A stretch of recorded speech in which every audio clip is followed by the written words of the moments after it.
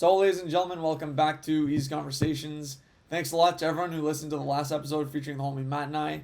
Hope you enjoyed listening to us give our breakdowns of the NHL regular season and then predictions for league award winners and then Stanley Cup predictions.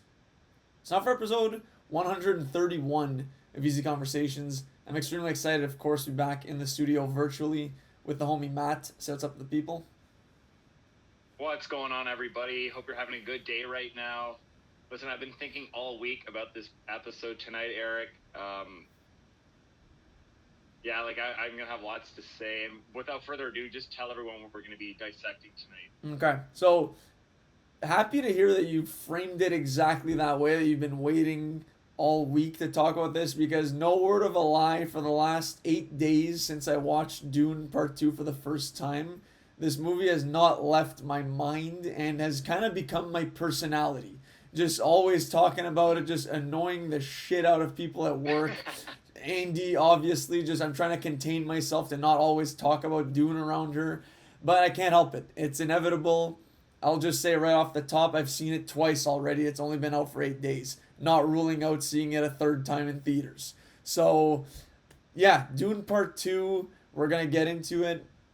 We've already done a Dune Part 1 episode that dropped in early 2022. Dune Dissected, episode 74. Check it out. If you want to hear our thoughts back then compared to what we're going to get into now, I would still like to talk about Dune Part 1 as well, knowing what we know now with having seen the second movie. So completing the book. And obviously, full-on spoilers. If you haven't seen Dune Part 2, just hit pause. We're not going anywhere. Go check it out in theaters, IMAX preferably, and come back, chop it up, listen to us share our thoughts on the movie. So yeah, now that we're back, full spoilers, Dune Part 2. It was a very anticipated movie, I think, for most people. It went in, everyone was going into it with crazy hype and expectations, and the pre-screening comments that I was hearing were nothing but universal praise and rave reviews. So it was super hard for me to go into this movie with tampered expectations. I went into it expecting to like it, but the bar was set so high. I'm like, I might get let down here. Safe to say, I was absolutely not let down. This did not disappoint.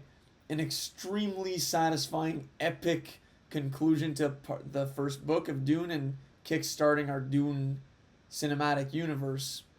So yeah, my opening thoughts on it, honestly, just blanket statement. Loved the movie, 5-star rating, everything about it hit. Matt, if you want to get into more details or just share your opening thoughts, ball is yours. All right, my history with Dune, basically loved the book. The first movie aged really well, Eric, because I rewatched it the week before I seen Dune Part 2, and I love the first one. Like, I fell in love with it. I didn't love it at the theater as much as I loved it when I rewatched it. So Part 1, I was like coming off that high. It's like Part 1's like Fellowship of the Ring. It's better than you think. It's like I'm thinking like Dune's gonna has the potential to be like a new Lord of the Rings trilogy if he decides to go with the trilogy. Anyways, Agreed. I'm getting ahead of myself here with the saga talk. Dune Part 2, I had all the expectations you had, Eric. Plus, seeing your 5-star rating, I was like, holy Christ. Now, I think Dune Part 2 is a great movie. Not every single thing hit for me. That's why I gave it a 4-star rating initially. I'm hoping you talk me up today, Eric. Actually, I'm hoping you convince me because I have a couple questions for you later. But this is a great movie, guys. So my initial thoughts are technically it's a 10 out of 10. I had a couple issues with the story, and yeah, those are my initial thoughts, Eric. So had a couple problems maybe with the middle of the movie. Let me start off by saying Dune was written in 65, I believe. It came out in 65. Dune had the potential to be like the Star Wars for the last 50 years, like the Star Wars universe. But there's a reason why it isn't. I think it gets a little convoluted and complicated, a little too much. And I think Dune Part 2 is starting like the footprints of that. We're starting to see like the beginning of that. And that was my quibble with the movie. But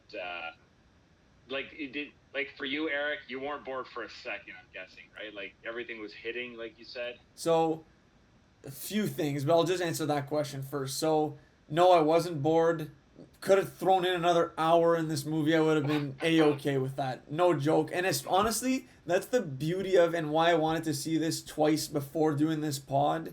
I wanted to confirm those thoughts and just make sure I wasn't just blinded and riding high off what I'd heard of people saying and how much I thought I enjoyed it. I liked it even more the second viewing and solidified. I had some of those concerns that you had as well about the middle specifically. This time I was specifically looking at was everything in here necessary? 100% think it all needed to be in there. Nothing could have been cut in my opinion. And I can get into specifically what, and we probably will later on there. But I think everything serves a purpose. The build up to Paul's ascension to the Lisan al Gaib was not rushed and very rewarding in my books when we get into like our favorite parts of the movie and whatever there. So yeah.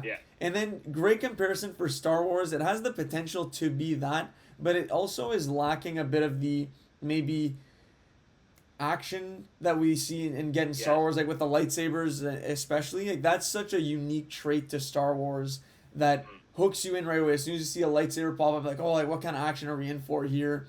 And it's just visually appealing and something unlike anything we have in any other franchise besides Rebel Moon. But then with Dune, the visuals are in a different way. It's kind of just like the scale, the scope of everything. I found the colors look much better than in part one, which were more muted. Like this one, the orange was really popping, especially like that opening scene where the Harkonnens are coming down and they're flying up on the ridge there to avoid the worm. Anyways, could be getting a bit all over the place and just what I'm saying here. But just on your point of the running time, I think it's all justified. No filler. And especially knowing everything that was coming up, I could really just take it for what it was and not be thinking about like what's coming next kind of thing. I'm really looking at it critically and seeing did it all serve a purpose. And the action in this movie was so maybe one thing I was expecting in part two was a lot more action. I think there was good action, but not as much as I was expecting, and that was kind of one of my concerns with it after seeing it one time was like, oh, like I would have maybe hoped that the last fight was dragged out a bit. Like I thought we were gonna see like a Helm's Deep-esque to a certain degree because I knew the movie we had been in it for a while. I thought we were gonna see like a very long fight scene. The Sardaukar, so the Emperor's army, we saw in part one, formidable foes and slayed House Atreides like a slice of cake with a very sharp knife. And the Harkonnens together, they just took them down. But now the second time around, I kind of looked at it as, you know what, it's a lot of factors coming in together. The Lisan al Gaib, which is Paul, he gave the Fremen, who have been oppressed for centuries or I think less than a century, by the Harkonnens, they felt like they had no hope and couldn't necessarily harness the power of the desert. That in part one, Leto Atreides said, like, this is why we're here, is to use this desert power that's untapped, and maybe they don't even realize the potential that they have with it. Paul, being that messiah figure, took them over the edge. And they also had the atomics as well, right? The nuke or the atomic warheads, coupled with the worms, just made for a completely one-sided affair where the Emperor's army and the Harkonnens didn't stand a chance. And I loved it, honestly. The second time around, I was looking at it that way, like, you know what? This is fine. This, if anything, makes sense because now he knows the path he's got to go on, and he knows how it ends. Really, like he's the man. Ultimately, no one could stop him. He feels when you have a leader like that who feels like he's untouchable. Like when Paul goes into the siege in the south, and he just starts talking to them like, no one here can take me. Like, you don't have a chance against me. I'm your undisputed leader. That must have instilled so much fear and then confidence in the group that if we follow this man, there's a 0% chance that we're gonna lose. And they made it happen. And then it was the tables flip. They cut through the Harkonnens and Sardaukar like they're nothing. So would I have liked to see maybe more conflict and action? I mean, sure, but I also like how they just whooped them also. Because they got whooped in the first one. I know I already said that. But anyways, that's kind of my thought on that. Eric, you just illustrated my main problem with the movie. You just laid it all out. And I think the second time I watched it, I'm not going to have a problem with the easy victory, because that was my biggest quibble with the movie. I'm just going to lay it out. Was how weak the Emperor looked at the end, how weak the Sardaukar and the Harkonnens looked. They got caught with their pants down. But you just explained it to me. Their morale was so high, and I don't need to repeat what you said. It's a perfect explanation. I think knowing that now, my second watch, I'm gonna love the movie even more. It's weird that you said the Two Towers, Helm's Deep, because I literally wrote that down. Like, I was waiting for a confrontation like that, like an hour-long siege or big conflict. Although in the book, I think it happens pretty quickly too, so they're just following the source material. Like, this has, like, Denis could do a third movie and make it like a Return of the King epic scale. Like, this has the making of this, which I'm excited for. But you said so many great things there, Eric. Do we want to start off like with the acting? Sure. The acting was 10 out of 10, perfect. Oh, yeah. Timothy Chalamet, like, I'm a big fan of his. I know a lot of people hate on him, maybe because he's so like good, and people call him like, oh, he's like a scrawny little dude. Like, no, he's really badass actor, excellent actor. He commanded the screen. Mm-hmm. Yep.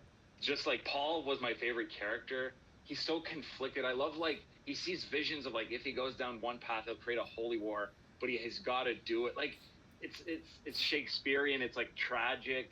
The decision he makes at the end, like, kind of like slaps Chani in the face, like, figuratively. Like, she's completely like feels betrayed. Such a badass moment when he makes the Padishah Emperor like kiss his ring. Like, that was total, like, goosebumps. You know how many times I had goosebumps during this movie? Oh. Maybe I should have gave it 9 out of 10, like 4.5 stars. But, like, it was such an easy victory at the end that I was like, ah. Mm-hmm. But no, talk about Paul here, Eric. Like, Yeah. the highlight of the movie, right? Yeah, I mean, it's honestly hard to pick like which character I like the most because I think a lot of people crushed it. I think, like you said, acting across the board, 10 out of 10. But yeah, Timo was the man. He was the star. And talk about goosebumps. All of his speeches and moments in the third act, when he he has drank the water of life at this point. His walk up to when they're about to speak, like in that southern siege or whatever, like their temple, and then you see him walking through the crowd with his hood up. The music too just amplified everything. But then his slow walk, he's looking like kind of a villain basically.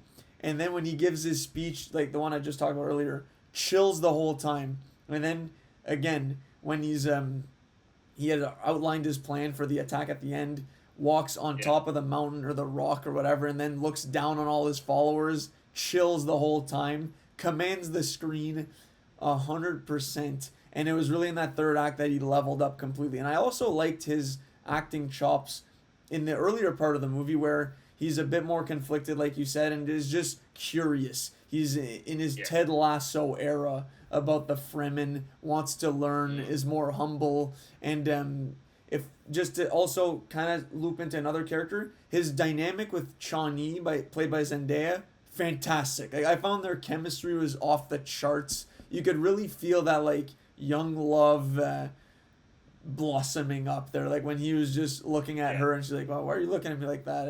It was great. Like just the dynamic I found was amazing. And yeah, I mean, I think he nailed those parts as well. I've heard that he's kind of hard to take seriously when he's yelling at people and trying to be intimidating, but for me it completely worked. I really think he sold it.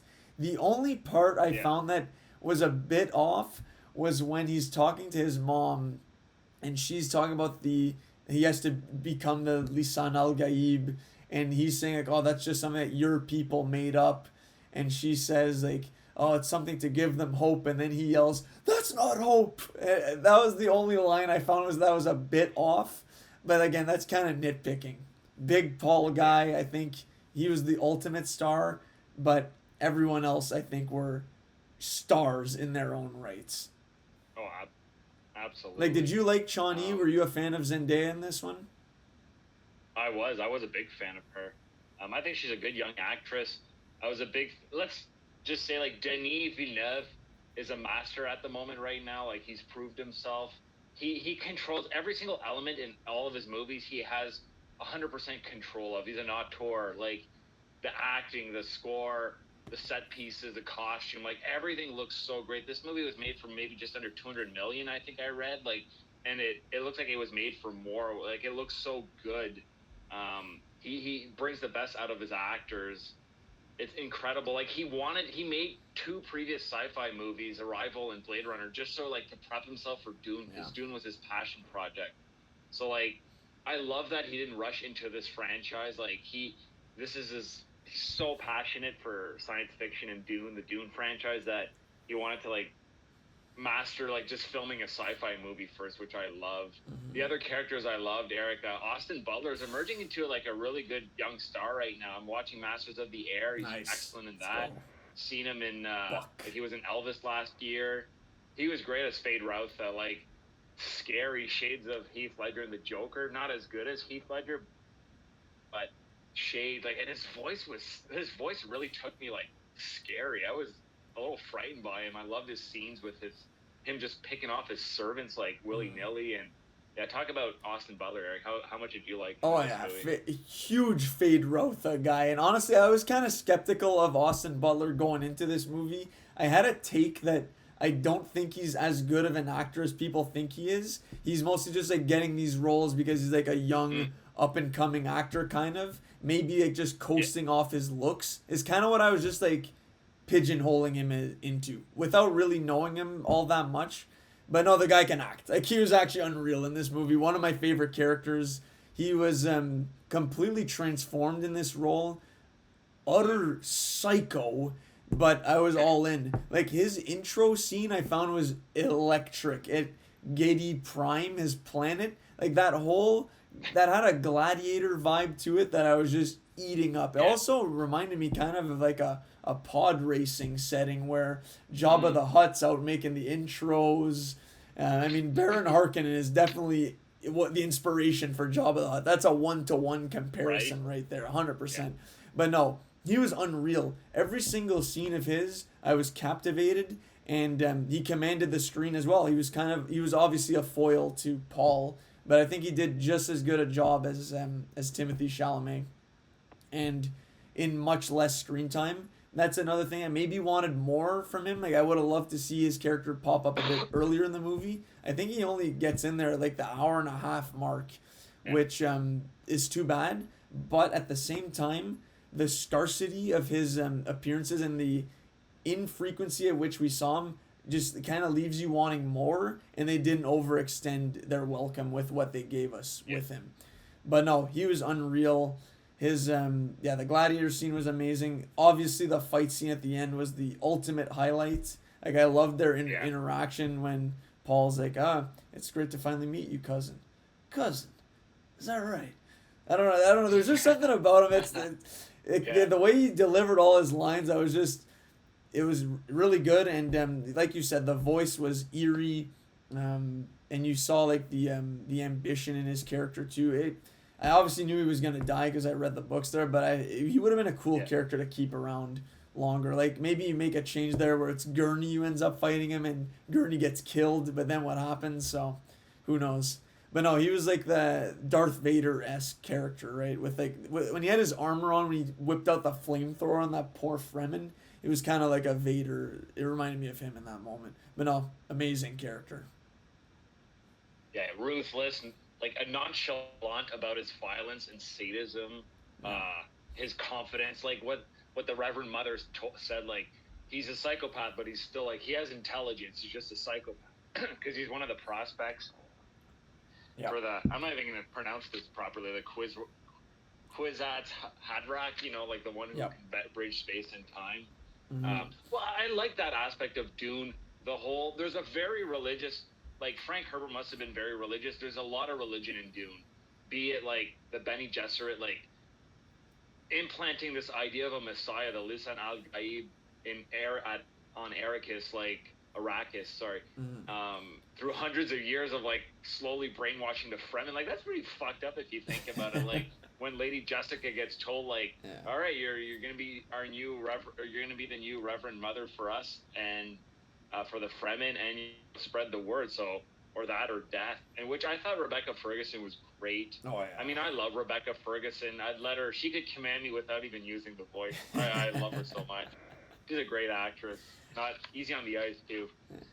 She's but like that whole aspect of like prophets and like a chosen one. I like that stuff. That's at the core in every like fantasy or sci-fi franchise, right? Star Wars, Lord of the Rings. Like there's like, you gotta times troubled times like create like a hero that everyone needs. Is Paul a hero? Paul is a super interesting character because like, is he a hero at the end? Because don't they say like the Holy War just started or something? Like, is everything? Did he make things worse? I mean, we've read the books, Eric. We know. The whole dynamic with like the weak emperor. I don't know if they say his name, but his name's Shaddam the Fourth, played by Christopher Walken. Like, that was a little distracting, not gonna lie. Like, I don't know if they should have cast him. He's one note delivery, but anyways, it was interesting. Weakest link in the movie, in my opinion. Right? It was distracting. That whole like failing emperor and the houses are stronger than him was very cool. The whole thing at the beginning in Dune 1, setting up a house to fail by like giving them a gift in quotation marks and then just like obliterating them, not letting any of the other houses know. That's cool. There's a lot of big Game of Thrones-esque power plays. This is not even Game of Thrones-esque power. This is before Game of Thrones. This is like, look at history, and this is what everyone does, I love that stuff in Dune. It's very political, very religious. I think this is why this book is still popular to this day. It has all these elements. And also love story, right? Denis Villeneuve said this is a love story at the end of the day, which is why I think it's not a heavy emphasis on big action and warfare. Exactly. It's more about a character study. Chani, Paul, throwing even like Princess Arul in there with her like end game, with she's like the freaking Bene Gesserit manipulating everyone. It's crazy. Like you said, there could have been another hour in this movie of more intrigue and mind games. I would have liked to have seen that, honestly. Like I said, my only quibble, Eric, was just like a weak climax. Weak as in like I wanted to see like more fighting, but I'm just being selfish. I like seeing that stuff on screen. This is but like Stellan Skarsgård, phenomenal in the movie. Josh Brolin was great. Everybody did it. Javier Bardem as Stilgar, freaking, like you said, much needed comic relief. What do you think of the whole Fremen dynamic with Paul? He's kind of like a joke to them. Not a joke, but he can't really do their ways right away, and like they're kind of teaching him. Did you like all that? Yeah, for sure. Like I liked it that they saw him as like the potential Lisan Al Gaib and like immediately were on board and wanting to teach him the ways. No, I didn't really see it that way as like he's a joke to them, really. Like I thought it was just like Stilgar saw him right away as like, okay, this could be our guy, and then was just the ultimate hype man from that point on. The guy did anything. It was like as written. He was hilarious. I found like the only real comedic relief in the movie, and that was fine. Like, we didn't really need much more than that. It's like you said, they cover so many very serious topics, like the religion, the politics, and all that, and just the cutthroat nature of ruling and different families and all that love story. But yeah, no, I thought he was great in there. Got a great laugh, a great response from both viewings I was in. I think the second one, people laughed at like everything he was doing. But it's just interesting how at the beginning, when he's hyping up Paul so much, everyone's laughing. But then near the end, like, it's not really funny anymore, right? When he's saying Lisan Al Gaib, it's like you said, it's okay, like it's real now. They're going to war, and Paul has said multiple times in both movies, billions are dead because of me. So it just that's why, again, I can pardon the lack of action, because we're dealing with so much greater themes here of important topics like the power of religion and how, like you said, it can brainwash society of people, and they'll go to extreme lengths to make something happen based on something that may or may not have been written to save them from their current situation, like the Messiah prophecy and all that. So it's scary, right? Yeah. And like you said also, like, is Paul a hero or a villain at the end? Obviously we know because of the books, but I think in the movie it's made pretty clear. it's you obviously cheer for him against Fade Routha, like you don't want to see him die, but then the quest he's going on, like why is he doing this necessarily? Like, do all these billions have to die? Is this the only outcome? There's still some questions, and not really ready to go into the future of the franchise yet there, but it's stuff to think about. In that, is this really necessary? All the bloodshed. Maybe it is because the houses refused at the end. They didn't acknowledge his reign, so he has no choice now, but going forward, but to take them all Yeah. on. But I feel like there could be a peaceful resolution somewhere in here, and it's just being missed because they've been told that if you follow this man, you're gonna get your paradise back, your planet that's gonna have a thriving ecosystem again. So it's like put the blinders on and follow Paul. So we'll see where that gets you. But yeah, all the characters you cited, I thought like all great. Like Reverend Mother, Jessica, her progression was crazy. Like she was creepy, Mm-hmm. but like still you still like her. And then you're also questioning in the movie like is she also a villain too, right? Like is she the one who's just Right. really laying this path forward for Paul to follow, and he's kind of a victim of what she's putting him through? That's something to question as well. Um, just want to say also loved Florence Pugh in this movie. Would have wanted more from her too. Every time she popped up on the screen, it was a breath of fresh air, and I was a big fan of her character. Honestly, I think hopefully I'm just waiting on that announcement for the third movie, and we're gonna see a lot more of her in that movie, and I think that's Yeah. gonna be great for everybody. Yeah, Florence is emerging into like one of the biggest powerhouses right now. Like she's an Oppenheimer and Dune Part Two. Like, look at her resume the last 5 years. It's great. Can't wait to see more of her. Don't worry, You said darling. something really good, Eric. You said, yeah, said a lot of good things. But one thing I like that you said was Paul had no choice. Like this is a theme throughout both movies. It's like a Greek tragedy of I don't even remember the name, but like the guy, the self-fulfilling prophecy, basically. Like the only way to prevent disaster is the only way it happened is he tried to prevent it, but by doing that he was the cause of his own problems basically. I think it's Oedipus or something. Like Paul, by wanting to stop the holy war, the only thing he can do is do everything. He's the one who's going to cause it by trying to stop it, basically by trying to stop the Harkonnens and take power from the Emperor. He created his own. He's the author of his own destruction, basically. But he has no choice because what the alternative is death, right? So it has to happen. Everything he sees will have to have happened or will happen. So it's kind of tragic and sad in a way. Like he's unable to stop it. What is he going to do? Say no? So a lot of good, like, to me, that elevates Dune above the Star Warses and like in terms of it's way more intellectual and philosophical. Yep. More food for thought. Dune has a lot of food for thought.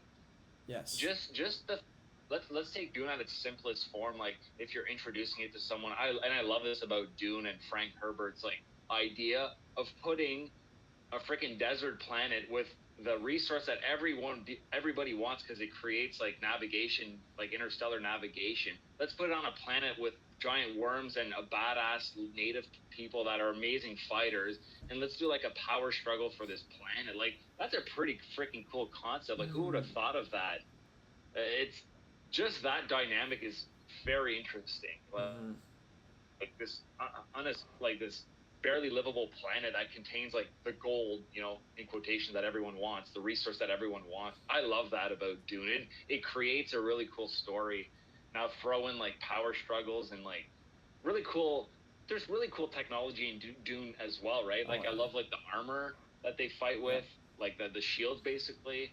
The sandworms look amazing. That was really cool. Like that's a big part in the book. Him learning to ride the Shai Hulud. Is that? Yep. Shai Hulud. Is that the name? Yep. Shai Hulud. That was so cool, and like how badass was it when Stilgar and his boys are on the worms, like attacking the Emperor's camp? Like that. I was waiting for that moment ever since Dune Part 2 was announced, right? Like that's such a badass part in the book, and that excelled in the movie. Did we want to get into like the score, which is a character in and of itself, Eric? You start us off with the score. For sure. Before though, just because you mentioned those two scenes specifically, did you see the movie in IMAX or just regular? I saw it at Landmark Orleans, which has the IMAX, but it's not true IMAX. It's called Landmark Extra. Okay. So that's where I saw it. It's bigger than normal, but it's not like the IMAX at Canada. Okay. So obviously, I one of the big reasons I went back yesterday is I went to Landmark Canada to watch an IMAX. Mhm. Those were the two scenes that I like 100% stand out chills in IMAX. And I loved them both the first time I saw it, but the worm riding and the worms attacking at the end were electric in IMAX. Like I felt it 100%. Those are the only two that was like discernible elevated. The sound during that, like the soundtrack is incredible. I've listened to it on its own. I love it, but I love it so much more in the context of the movie when Paul's riding the worm and when he stands up, the music it's honest. I'm not even joking. The soundtrack's been stuck in my head the whole week. I'm not even listening to it that much. It's just I can't get it out of my head. And those moments were just everything was amplified by the loud, just like piercing, and like everything, all of it. It's the chimes, the sounds are incredible. 100% one of the highlights of the movie is the sound. Every single time something happens, like when they take down that ornithopter or the helicopter that's shooting at Shawnee and Timo or at Paul, and when it explodes on the ground, the music comes in. Like the music always comes in at the right time. It's not always playing in the background. It's when something happens or exactly. It's perfectly integrated into like pockets of silence and things happening. No, it's some of the best music I've heard in a movie to amplify and elevate what we see on the screen ever. Honestly, like I was again chills, just smiling watching. It was the word is electric is what I use and epic.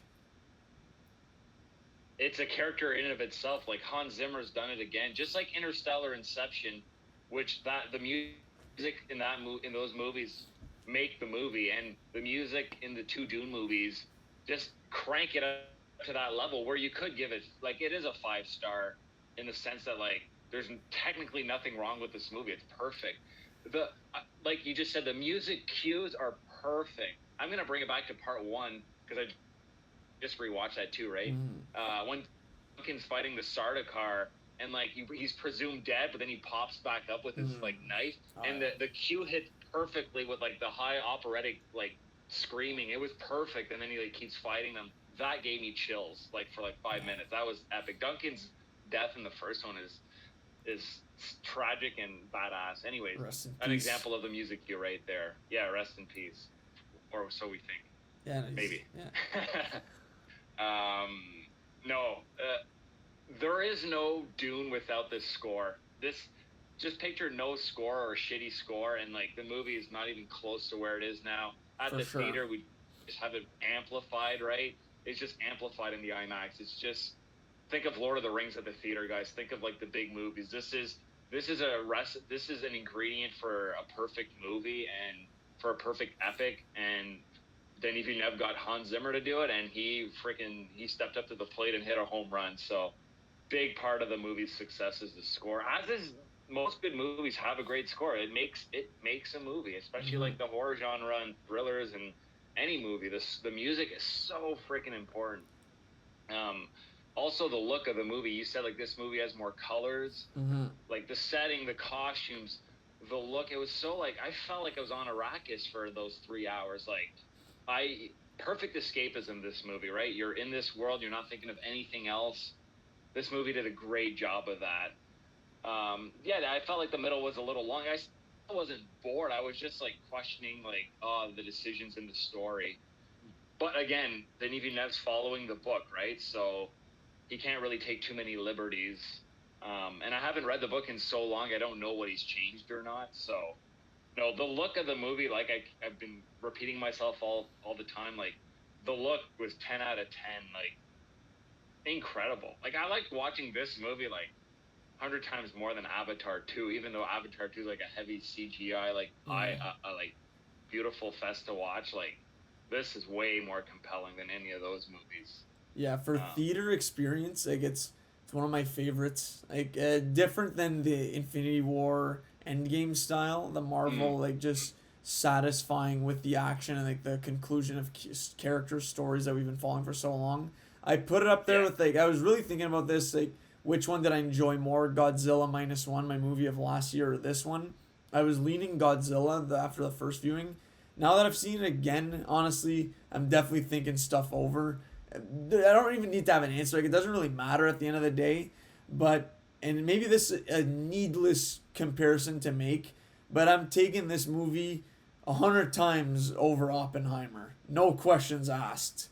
Dune Part Two. If this movie had dropped last year, I don't know.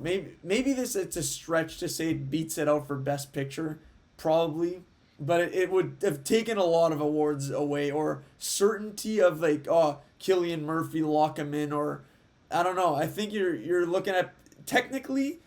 I think a lot of it would have gone to Denis Villeneuve. Now that's again maybe not a necessary conversation to have there, but as far as theater experience goes, this blew Oppenheimer out of the water, in my opinion. Second time around, IMAX, no questions asked. And I'm telling you, the three worms popping out, it was cool the first time, but you felt it the second time in IMAX. You could see the scale and the depth of the scene. Like you felt like you were about. I'm not even joking. I felt bad for the Sardaukar. Like they're about to get eaten alive here, and you feel it in that moment. I don't know, but yeah. So crazy theater experience in my books. Everyone I went to see it with the second time absolutely loved it too. They're blown away in IMAX. Yeah, I looked at still images of because it was shot entirely in IMAX. Like I looked at like how much more you see on the IMAX screen, and you see a little bit of a difference. So this movie it does look different on IMAX just in terms of there's more in the shot. So just that is like I might have to go rewatch it in Canada actually, Eric, because I want to watch this movie again because I feel like I'll like it more. I'll put all my expectations aside. Now I know what's gonna happen. I think I'll like it more. I wasn't a big fan of Interstellar the first time I watched it. Now it's like 5 stars for me because I know what to expect and I can enjoy it. I have this thing where sometimes I'll hurt a movie for me, and I think it hurt Dune a little bit for me where I thought the ending was going to be totally different. I had something in my head totally different to what Denis presented to us, but like hearing you talk about it, I'm like, maybe I was very strict on the movie for nothing. There's justifications for explanations for everything. I just want to say, I was shocked when I saw you gave it 4 star. I couldn't believe it. I thought you were going 4.5 for like I was picturing that you would give it 4.5. I was like, all right, it's fair. Like everyone's allowed their own opinion. Like I saw other people I follow gave it 4 too. I was just surprised. I thought you were gonna go 4.5, but honestly, like it's no big deal, as Leslie Chow has said in The Hangover. Yeah. But anyways, I think honestly, if you go again, you might enjoy it more. And look for parts that you think maybe this wasn't necessary kind of thing. It's really, I agree though, it's in that middle that you're really looking for, all right, where did I unhook essentially? And that's what I was kind of doing, even though I didn't really unhook the first time. But that's Zach, I went with my brother and he kind of felt that. He was like, all right, I lost a bit of interest in the middle of it. He didn't like it as much as me. But if you look at it that way the second time, you'll see. The only thing I can maybe take out is the Dave Bautista. I always forget his name, Robin or something like that. When he actually goes out to do something with, to take care of Muad'Dib, he's like, all right, I'm gonna take actions into my own hands. I'm gonna take him out, and then he gets there and the Fremen just cut through his men and he retreats immediately. We're kind of thinking we're gonna get an action scene between the two of them, and he just flees. But in my opinion, that kind of just shows that he acts tough. He acts like he's the man, but at the end of the day, he's terrified and is not the guy for the job. And that kind of cues up your Fade Routha is the guy for the job. He's the one you're supposed to bring in to get results. Bring the bum Harkonnen out, and then bring the man in. So that's kind of what I was thinking about that too. I'm like, all right, maybe they could have just called Fade Routha a bit earlier in the movie, but I did like that extra scene. So honestly, that would be it for me on that. I did want to talk about differences between the book and the movie. Not sure if you had any highlighted. I have a couple of points. I don't. Yeah, go shoot them out, Eric, because I don't remember the book too well. So spoil the movie. Now it's kind of gonna, and also gonna tee up later spoilers for the other books as well. So just want to preface that. So the first thing I wrote down is Shawnee at the end leaving. Mm. In the book, when Paul says, "I'm gonna take Princess Irulan's hand in marriage to the Emperor's daughter," he is gonna marry her. She's obviously not happy, but I think it's Lady Jessica who tells Shawnee, "Don't worry, they're only married in name. He'll always love you. The true love is between the two of you, not with her. It's just for to put himself in this position to become emperor." So there is no disruption in their relationship. She does not leave at the end of the book. They stay together, and that will inform what happens in the future books that we'll get into after. That there isn't this rift between them. We're not starting off book 2 with Shawnee having left in the desert while Paul has now moved on to war. So when we get into talking about the future, that's a big change in my opinion that I'm curious to see how they handle that. And yeah, so that's the first thing I noted down. Wow, I forgot about that. I did remember them being closer in the second book, because I know like spoiler, but like there are kids involved. Like Paul's descendants become the main focus down the road, as well as his sister actually played by Anya Taylor-Joy, which was funny because having just seen the Mad Max, the Furiosa trailer, she's on fire too, freak. She's in everything. Good casting choice though. Yeah. Oh, I loved it. Aaliyah or Alia. Aaliyah, yeah. Aaliyah is a huge character in the Dune universe. Huge. That was cool too in the movie, how they did like her talking to her mother. Like that was well done. Way better. Like in the book, I think she ages really fast, and she might even have a bigger part in the book. But like how they did it here was more tastefully done and not as crazy. Because I think in the book he has like a quicker growth rate, maybe, right, Eric? Like so that's she a might thing. Even be at the end. Yeah. She might even be there at the end. She is there at the end. So essentially, what happens, I think there's a 2 or 3 year time jump in the first book where they've spent all this time on Arrakis before they eventually do their attack at the end. So the daughter is born. She's still an infant. She's still very young, but she has the maturity and knowledge of all the Reverend Mothers, like her mom does, because she absorbed the water of life when she was in utero. So she's born in the book, and not only that, but she racks up her first kill at an extremely young age, because she's the one who kills Baron Harkonnen. So I think that was a great change, honestly, to not have her kill her grandfather or great grandfather. No, grandfather, yeah. Grandfather. So that would have been crazy. Would have looked very strange. Also, no matter how you spin zone it, if they ended up doing a 3 year time jump, it's still a little kid killing. It would have been weird. I'm glad they went with just Paul killing him. That made more sense in my books. So that's a change that I actually enjoyed. Whereas the Shawnee one, I'm not sure about, because that's kind of and then Anya Taylor-Joy showing up as like she's 27, I think. So now what we're looking at in terms of time jumps, those are the only two differences, I guess, for the books. The other 2 points I had on that was kind of what it's going to inform for the future. So Dune Messiah, both read the book. Spoilers if you don't want to know. What happens in that book is there's a 12-year time jump between book 1 and 2. Dune ends, they go off to war. Dune Messiah starts, 12 years have passed. Now in that time, the war has already happened. All of it's done. So I'm curious to see now for the third movie, are we going to spend time in between books 1 and 2 and see the actual war? Or are we just going to jump right away to book 2, Dune Messiah? The war is over.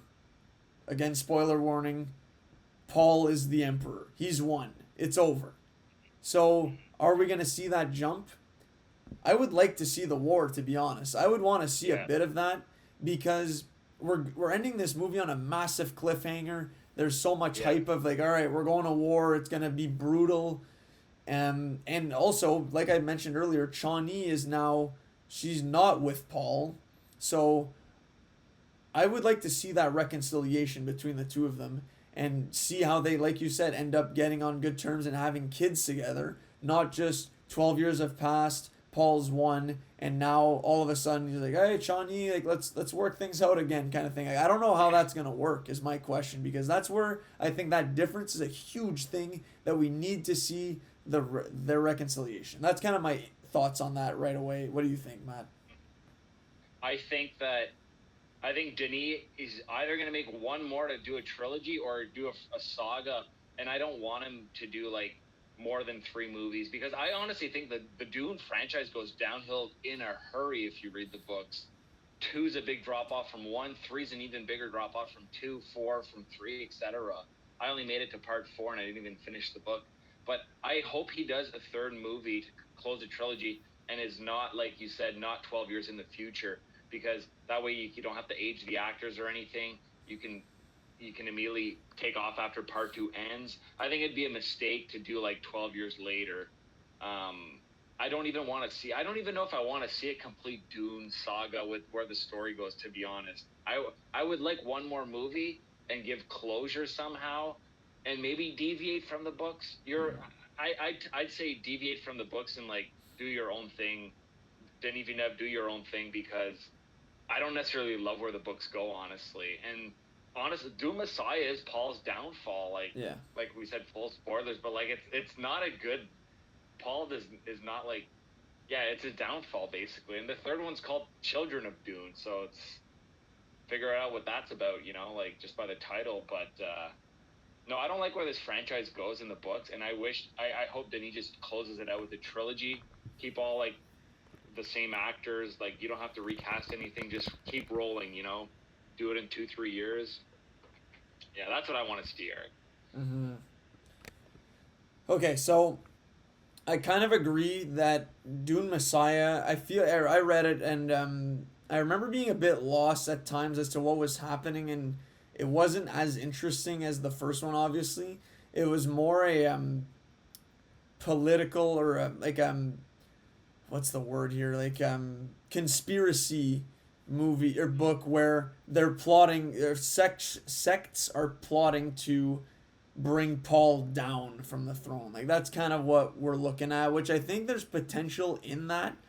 I remember not being that into it in the book though. So I feel like if they do it correctly with it obviously revolve around Bene Gesserit. Like that's what they're teeing up with these 2 movies anyways, is that it's kind of Paul and his mom and his sister coming up against the Bene Gesserit in the end. Like that's the bigger fight. The global overlord, Paul's gonna win that in a breeze. That's why we're not even gonna see that probably. But yeah, and so you're saying that you wouldn't want to see Dune Messiah outlined.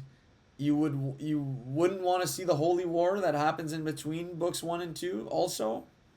Like, what would you like to see? I would only like to see a direct continuation of part 2 and just have one more movie doing the Holy War, but like immediately, like not skipping the Holy War. So yeah, I'd like to see that, just like you, Eric. I'd like to see between book 2 and 3, Okay. or sorry, between book 1 and 2. Yeah. I don't want to see anything fast forward in the future. Like I don't want to see a big passage of time. I think that's where he's going to lose everybody because honestly, like that's where all the books lose everybody. There's a reason why this has not been made into like a multi-film franchise, like a Star Trek or Planet of the Apes or anything where there's lots of sequels because it's not as interesting in my opinion. The books are notoriously drop off after the first one. So then you just do your own thing, close out the trilogy. I don't even know how you would end it, to be honest. So that's a tall order. I really thought like he wouldn't touch Dune Messiah or anything, and we'd have Dune Part 2, and that's it. It would end with a triumphant revenge battle. Paul is on top right now, and that's it. That's what I was expecting with Dune Part 2. That's why the movie threw me off. I'm like, holy shit, he's going for a freaking grand slam here with doing more than 2 movies, which was kind of like jarring at first. Maybe that's why I gave it a 4-star rating, because I was like, no, this isn't what I wanted to see.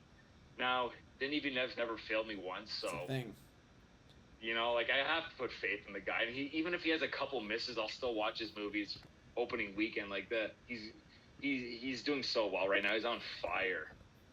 So that's what I want to see, Eric. Okay. So I agree. I think it'd be great to see that actual ascension to the throne by Paul and not just gloss over it. Why I think they're ultimately going to do that is because they introduced Anya Taylor-Joy as his sister. Mm. Is that really all you want to use her for? Is like a No, minute of screen? I don't even think it was a minute. You're just throwing her in there. It's 10 seconds. like Yeah, this is who she grows up to be, and that's it. I don't yeah, think so. And I think yeah. there's still the possibility of making Messiah into a good movie. It's if you make it, you have to make it interesting. And I would agree with you, make some changes from the books. And he already showed that he's willing to make those changes. In my opinion, the Shawnee one is a huge difference. Like that's a Mm-hmm. big split in Dune lore. And I think it's been accepted by most people. And he even said, Paul says in the movie, like, she'll come to understand. I've seen it. So we know there's going to be that reconciliation. It's just how is it going to look? What is it going to be? I don't know. And he asked Florence Pugh to play the character of Princess Irulan, telling her that you're not going to be in this movie that much, but if I get to make Dune Messiah, it's a big role for you. So I think she's going to be, you get her in there, be a big player, like that's huge. That'll put bums in the seats. I'll be there opening night. And yeah, so I think there's definitely potential for Dune Messiah, like you said, it's the downfall of Paul, but it's also the conclusion to his story. I don't think you go past that, honestly. I didn't mind Children of Dune. I found at first I didn't really care about the kids, but then by the end I was pretty into it. God Emperor of Doom, I just could not finish that book. I think I gave it close to 200 pages, which is Yeah, that's generous. It's a slog and yeah, nonsensical at times. So yeah. I kind of read up on like what happens in it just to find out because I wanted the God Emperor dead. Let me tell you that. So I'm glad. Anyways, and I don't think we're ever gonna see God Emperor of Dune. That would be Nope. ridiculous. Who wants to see that? Honestly, Children of Dune. You're I right. think there's potential for it because you're sticking with a lot of your main characters, right? Like you're still following the people we know. I could see them going down that path, but I think Denis has said he only wants to make the three, so he might just cap it off there. Now, what would be a bit worrisome is if other directors just start taking on the Dune properties and making their own products. We could see some quality dilution like we've seen in fan favorite franchises like Star Wars, Marvel, whatever else. So we'll see. But I want to see Dune Messiah for sure, as long as all of our main players are involved still. And I think they're 2 for 2 with these two movies. I've seen Dune Part 1 4 times. I love it more every time. It's 100% agree with you. It's the Fellowship of the Ring here. I don't know if Dune Messiah is going to be as good as Return of the King, but Denis Villeneuve hasn't missed yet, and I don't think he will either if he gets to make this one. I think he'll do it right. He's taking his time. He's also said it's not going to be his next movie if it happens, right? Mm. So he's going to make a few. There's going to be some sort of time jump, most likely, to fit Anya Taylor-Joy in there. But I would like to see some of the Holy War if they can squeeze that in there too, like maybe flashbacks or whatever. I think that'd be cool to see. Princess Irulan Yeah, just like doing her diary, and then it's the opening. It's kind of like the battle of the last alliance of men and elves. Like you're seeing right. Sauron's fall. It's like you're just seeing quickly Paul and the Fremen just cruise through all the great houses. That would yeah, like a 20-minute segment on that. That'd be cool. You know what? The more I think about Dune Part 2, the more I think it's going to be elevated, the more I watch it, like on rewatch. And it will, like the Two Towers, I always thought of it as like my least favorite Lord of the Rings movie because it's the middle movie, right? If there's no beginning, there's no end to it. But honestly, the Two Towers has aged so well, and I think Dune Part 2 is like the Two Towers for Lord of the Rings. It's going to age really well, be the bridge movie, hopefully to an epic third movie. I think the third movie is going to make the second movie even better. Like, just like the second movie elevates the first movie. They all complement each other. We're going to have a great trilogy on our hands, is my I think hope. so. I couldn't believe how well Dune Part 1 aged after I hadn't seen it in 3 years, and I rewatched it 2 weeks ago. I'm like, holy shit, this movie's actually amazing. Yep. Flies by. It does. Like, flies by. I wanted to freaking see more of everything. Could have had like a whole hour on Getty Prime, man, looking at the Harkonnen. It's so weird. So cool, though. Love that stuff. I would have watched an hour of, like, Duke Leto, like, prepping stuff, you know, when he gets on Iraq. It's like seeing, like, the prep was really cool, like, all the work they had to do. Anyways, big fan of these two movies. I think maybe I unfairly was a little harsh on Dune Part 2, just, like, the quibbles with the weak battle at the end. But what you said was beautiful, Eric. You did bring it up for me a little in the end. I'm going to go rewatch this at the theater, just to hear that freaking soundtrack blasting in my ears, right? So, yeah, what a great movie. I'm glad you loved it as much as you did, and talked about it today. Like, you really, like, make me want to watch it right now, actually. So Same. Yeah, you did a great job. Yeah, thanks, man. You too. Yeah, I think that's a good spot to wrap on Dune there. We could probably just keep saying things there, but we end up just repeating ourselves. It's an amazing movie. I think if you're listening right now and haven't seen it, I mean, good on. I don't even know what to say, honestly. Like, you should go see it in theaters, and I would say, like, maybe if you can or want to see it again, and knowing what happens. I feel like that's always good when you have high expectations for something. You're maybe a little surprised, but then you know what you're in for. You see it again with a different lens and perspective. So, I would recommend it's a must see in theaters, whatever resolution you end up seeing it in. Like, it's 100% worth the price of admission, I would say. So for me, obviously, movie of the year so far. I've only seen one movie all year, so I think that's the movie to beat. I don't think that's gonna be a surprise to anybody. It probably won't be a surprise if it ends up as my number one, but. And like you said, though, I'm looking forward to Furiosa. That's kind of the one I'm also eyeing as my other epic blockbuster that could top it. So, anyways. Yeah. The scale will definitely be smaller for Furiosa, but it has the potential to be high octane like Fury Road. If Dune Part 2 doesn't make my top 10 for 2024, that means we would have had a freaking amazing year of releases, and it would have pushed Dune to like the 11th spot, but I don't see that happening unless we get a freaking 10 epic movies, which could happen. It's not happening. We're still early on in the year, right? There's no way, man. There's no way that's happening. There's no way. There's no way. There's no way. You're right. There's no big. Yeah, there's no way. Like, I don't even know. I don't really know. I feel like there's movies that pop up every year out of nowhere. Like last year, for example, Holdovers. What else was there that was well received? Like Poor Things, Past Lives. Those American fiction, those kind of movies, they kind of just come out of nowhere for me anyways. I'm not aware of them. Dune was a hyped blockbuster movie. Those obviously always have potential to end up connecting or striking a note for you, a chord for you, and that becomes like your favorite. There's nothing wrong with that, but it's impossible that there's 10 movies that come out this year that end up being a greater cinematic experience than this. Right. It's not possible. I would agree with you, because Denis Villeneuve, every year he makes a movie. Like, it winds up on the top 10, right? So, yeah, absolutely, Eric. Yeah. Denis Villeneuve, man, he's like honestly becoming one of my favorite directors. I've seen all of his movies except for the first one, something 28 January or something like that. Yeah. Same here. Haven't seen that. Yes, I've seen all his movies pretty much.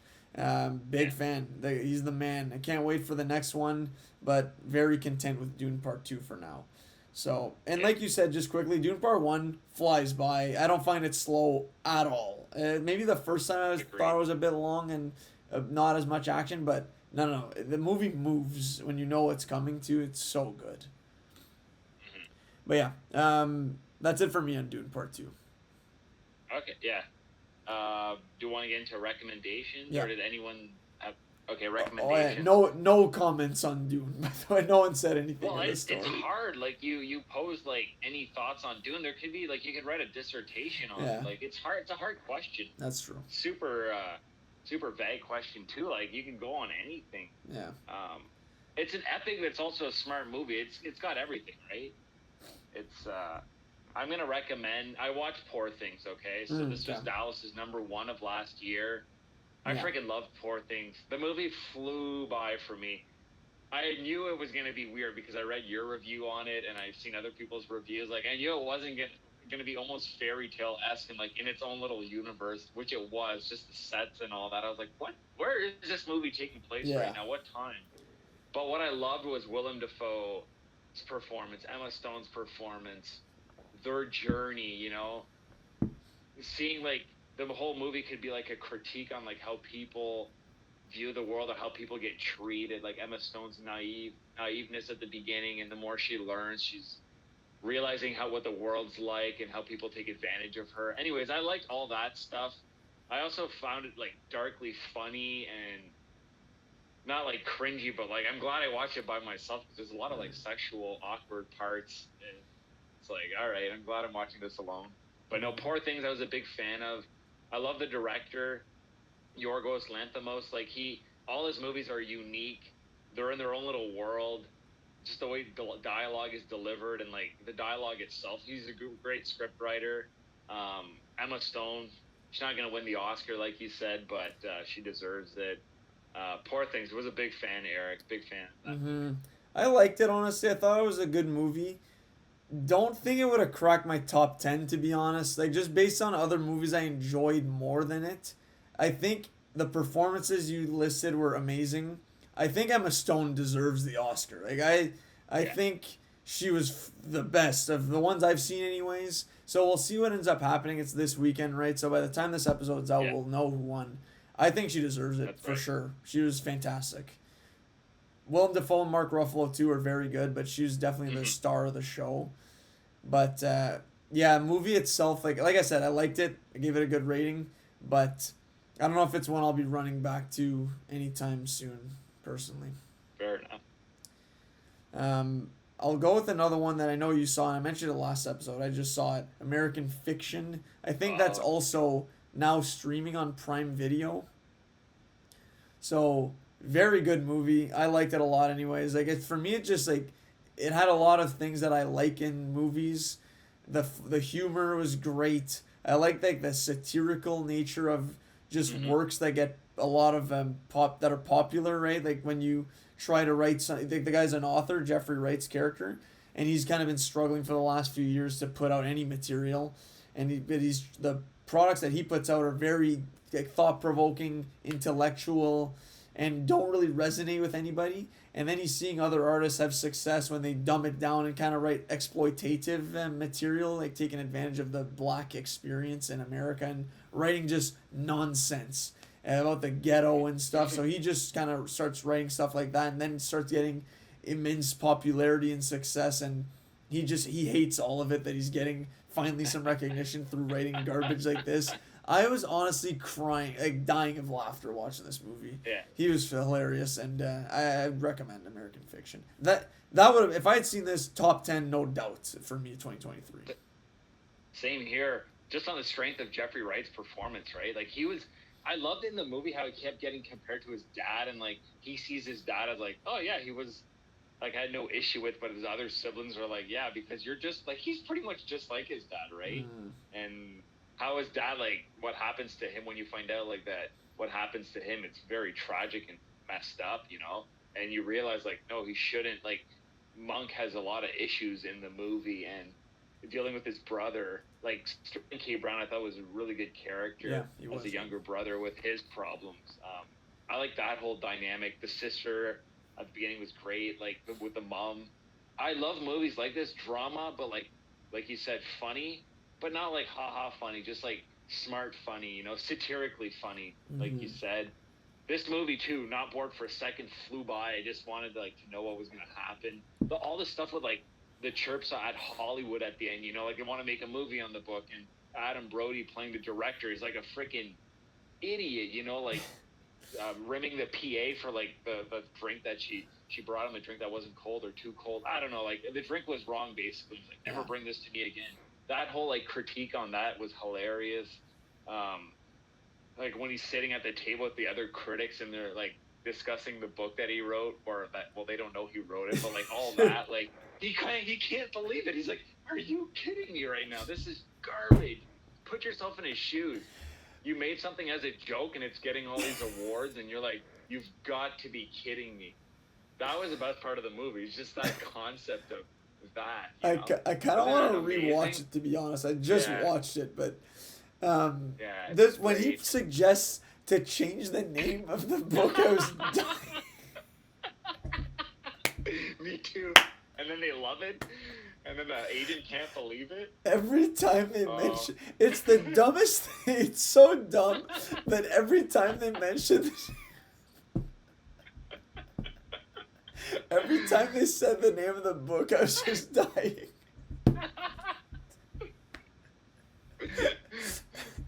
Like, he suggested, knowing like they'll never accept it, and then they accept it, and they have to roll with it. That was awesome. Great movie. He's Great so movie. good. Yeah.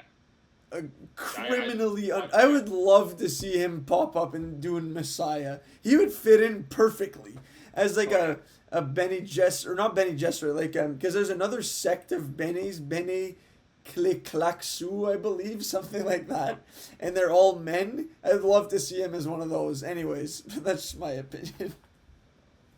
Good stuff. I'm glad you liked it. I loved it too. Probably even better than I think. Like on rewatch, probably It's so goes good up for me, right? Yeah. So, no, okay. I don't have to bring that one up. You brought it up. I'm just gonna bring up one more movie here. I watched it last night. It's a masterpiece. It's Guillermo del Toro's first masterpiece. It's Pan's Labyrinth. I freaking love this movie. This movie would crack my like top 50 of all time. 10 out of 10. It's so sad. It's one of the saddest movies I've ever seen.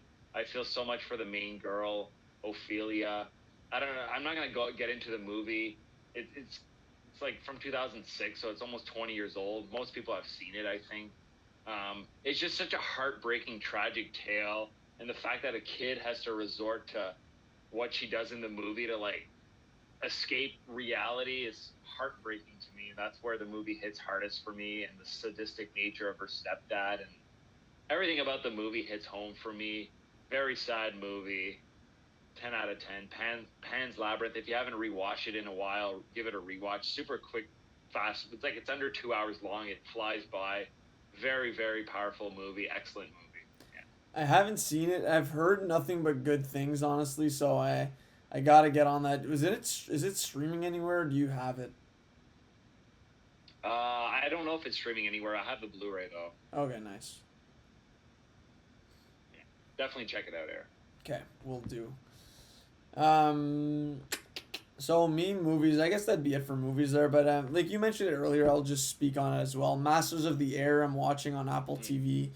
There's only one episode left by the time this is out, and episode 8 dropped today. I haven't seen it yet there, but I will. So I'm liking that a lot, honestly. We'll see. I'm interested in doing a pod on that, and if we can talk about some just like that genre as well, war movies, Band of Brothers, all that, that'd be cool.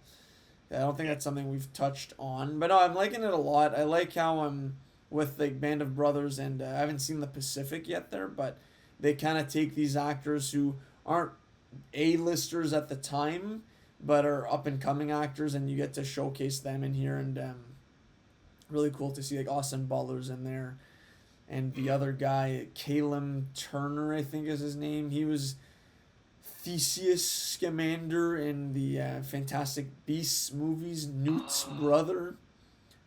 Yeah. He's solid in there as well. But no, I'm enjoying it. It's cool, like aerial warfare. I feel like a lot of the scenes in there are really cool to see. Like, the look, the costume design, it's really, really good stuff. So I'm enjoying that. As am I, actually. I'm on episode 4. Okay. I'm not gonna say much. I'm just gonna say I'm enjoying it a lot right now, and we'll get into it when we do that episode.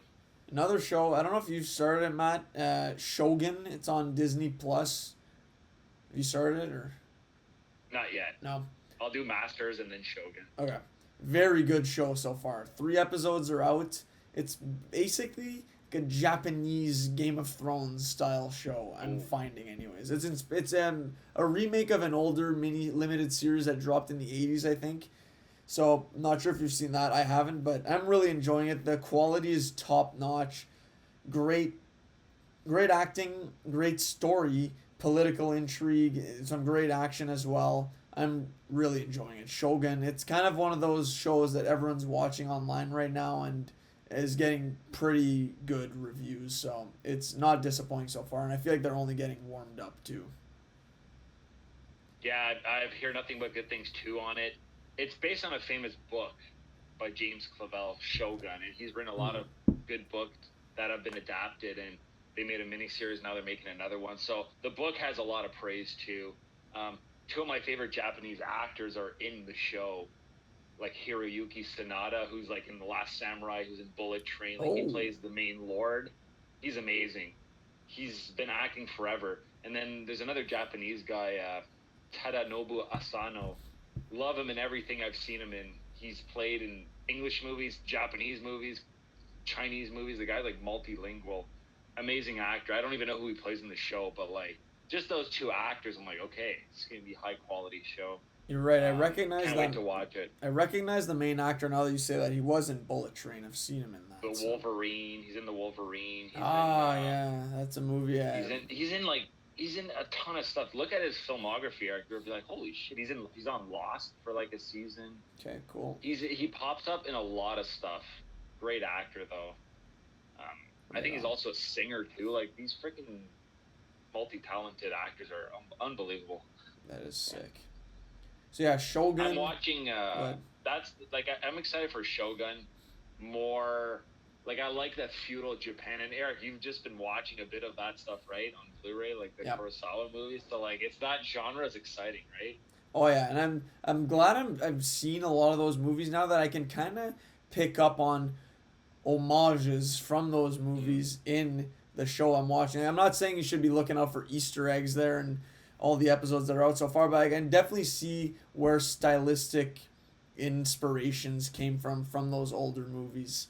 And yeah, I have Ran left to watch and Seven Samurai. I'm kind of thinking of just going to Seven Samurai, to be honest. Like that's the one I've always wanted to see. So it's just putting the time away for it. I know it's a very long movie. So it's finding that pocket of time to see when I can get to that. But it's on the list. It's right there. I have it. It's in front of me. Not right now, but it is. So yeah, by the time if we do a pod on Shogun, I'll definitely have seen Seven Samurai, obviously by then. Right. So yeah, that movie's influenced 100 other movies, and you'll see it right away when you watch it. You're like, yeah, I've seen this storyline a million times. the only thing I struggle with, I texted you this, the subtitles in those movies is brutal. Like the resolution it's white text over white images. You can't see a thing. Squinting like a maniac, giving my eyes a workout, having to stand right next to the TV to read what they're saying, missing all the action in front of me. But anyways, it's great stuff. Like I really love the high low movie. That was fantastic. Love that. Would love to see other Japanese movies like that aren't really set in that samurai setting too. Which I love the samurai genre, but that was a really good movie. Good stuff. I'm glad you like them, Eric.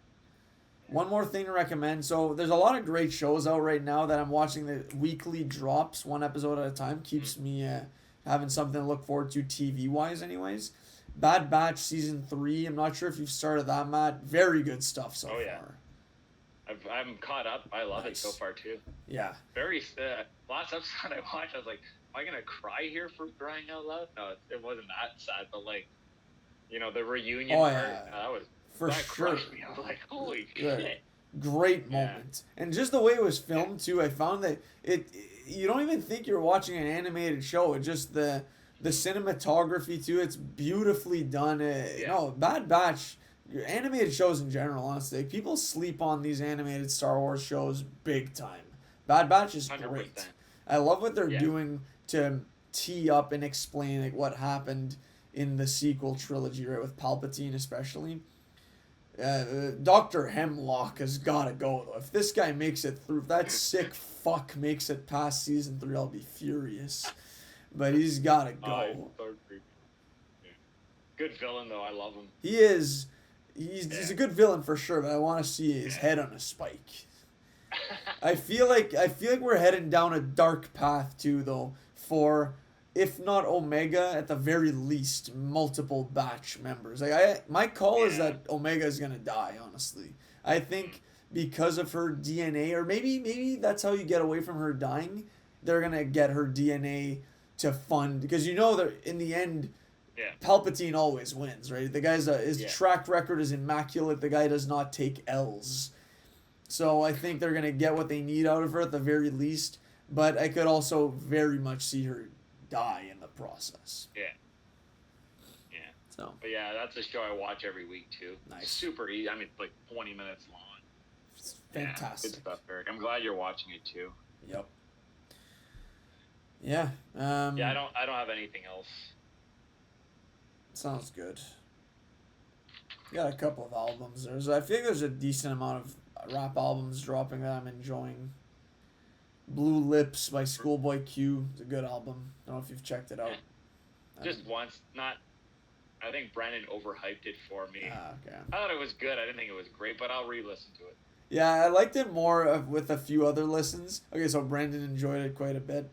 Yeah, it's definitely different, right? There's some songs that are a bit explicit in the sense that it's just like a lot of swearing and So I could see that it's a bit rough, but I find it's a great album, honestly. Maybe a bit long, but overall it's a good. Yeah, good a little album. long. Man, I'm good. I'm good here, honestly. Keep some stuff for another time. All right. But yeah, it was fun chatting Dune Part 2, Matt. I wonder maybe if by the next time we do our next episode, you'll have seen it again. Who knows? Or maybe let it breathe for a bit. But yeah, any final notes for the listeners? Yeah, just thank you everybody for listening. I hope you enjoyed our Dune talk, and I had a blast talking with you tonight, Eric. You've definitely brought the movie up for me. So yeah, just again, thank you everybody for listening, and hope you're having a great end of winter right now. Yeah, agreed. Well said, Matt. So yeah, thanks a lot everybody for listening. Stay tuned for episodes dropping every 2 Mondays. Continue to stay safe. I love you all, and yeah, peace. Just a habit.